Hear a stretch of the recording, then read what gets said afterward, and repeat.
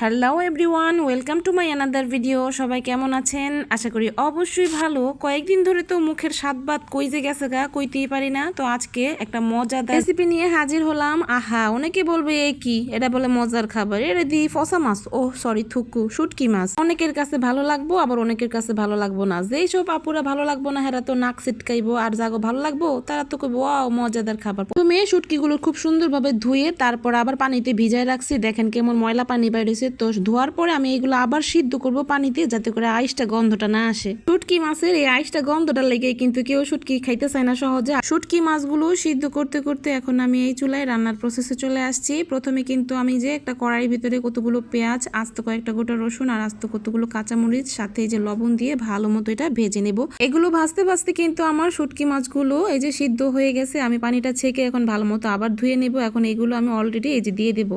আরেকটা কথা আপনাদের তো বলতে ভুলেই গেছি, এগুলো কি শুটকি, এগুলো ছিল লইটা শুটকি। ছোট ছোট করে আমি কিউব করে কেটে নিয়েছি। তো এখন এই লইটা শুটকির ভিতরে আমি এখন আদা রসুন পেস্ট দিয়ে দিলাম 1 চামচ। আর শুটকি কিন্তু একটু ঝাল ঝাল খেতে খুব ভালো লাগে, তাই আমিও আজকে একটু ঝাল করেই শুটকিটা রান্না করব। অনেকভাবে এই লইটা শুটকিটা রান্না করা যায়, যে যেভাবে প্রসেস করে রান্না করতে পারে। তো এর আগে কিন্তু আমি পাটায় ছেঁচে তারপর শুটকিটা রান্না করছিলাম, সেটা খেতেও অনেক মজা হয়েছিল। একে একে করে আমি সবগুলো মশলা এখানে সামান্য ধনিয়ার গুঁড়া দিয়ে দিছিলাম, তারপর কষানোর জন্য অল্প একটু পানি দিছি, পরে আবার পানি দেওয়া হবে।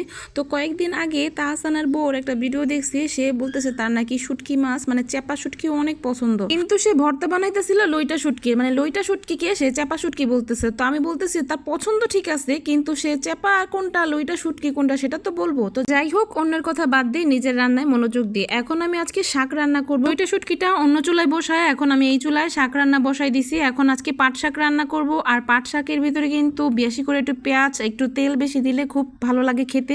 আমি মনে করি শাক রান্নার ক্ষেত্রে সবচেয়ে সহজ শাক হচ্ছে পাট শাক রান্না করা। একদম অল্প সময়ের ভিতরেই রান্না হয়ে যায়। দেখেন আমার চুলায় কিন্তু তরকারিটা মাত্র বলক আসতেছে, আর এখানে কিন্তু শাকটা আমার অলরেডি হয়েও গেছে। আমি আরো কিছুক্ষণ এটা চুলায় রাখবো, একটু ভাজা ভাজা করব। এখানে এই যে শুটকি তরকারিটা ভালো মতো একটু নাড়াচাড়া দিয়ে নিতেছি, দেখতে কিন্তু খুব সুন্দর লাগতেছিল। পানিটা কিন্তু একদম শুকিয়ে ফেলবো। শুটকি তরকারি ঝোল তো কখনোই ভালো লাগে না। একদম রসুনগুলো দেখেন আস্তে আস্তে একদম সিদ্ধ হয়ে গেছে। আর এটা খেতে যে এত মজা হয়েছিল আজকে কি বলবো। শুটকি যখন রান্না করতেছি পেছন থেকে মেয়ে এসে তো নাক ছিটকাইতেছে, কি রান্না করো। যখন সুন্দর গ্রান আসতেছে তখন বলতেছে আমি এটা দিয়ে ভাত খাবো। তো আজকে মা মেয়ে কিন্তু সবগুলো খেয়ে ফেলছি, আর খাওয়ার জন্য কিছুই রাখি নাই। এখন আমি শুটকিটা বাটিতে তুলে নিচ্ছি, আর ওই দিক দিয়ে শাকটাও বাটিতে বেড়ে নিতেছি। আজকে রান্না করতে করতে অনেক সময় হয়ে গেছে, গ্যাস ছিল না, এই যে দুপুরে গ্যাস আসছে, তারপর রান্না করছি। প্রায় এখন 4টা বেজে গেছে। এখন গরম গরম ভাতের সাথে মা মেয়ে খেয়ে নিবো। আর অবশ্যই এই শুটকি ঝাল ঝাল শুটকি রান্না করে খেতে পারেন, মুখের যাদের স্বাদ নাই স্বাদ অটোমেটিক চলে আসবে। আর অবশ্যই শুটকি অথবা ঝাল ঝাল কিছুর ভিতরে যদি লেবু দিয়ে একটু খান না, খেতে আরো টেস্ট বেড়ে যাবে। তো শাকটা নিচে ঠিকই, কিন্তু শাক দিয়ে আর খাওয়া হয় নাই, শুধুমাত্র যে ঝাল এই শুটকি তরকারিটা দিয়ে মা মেয়ে পেট ভরে ভাত খেয়ে নিলাম।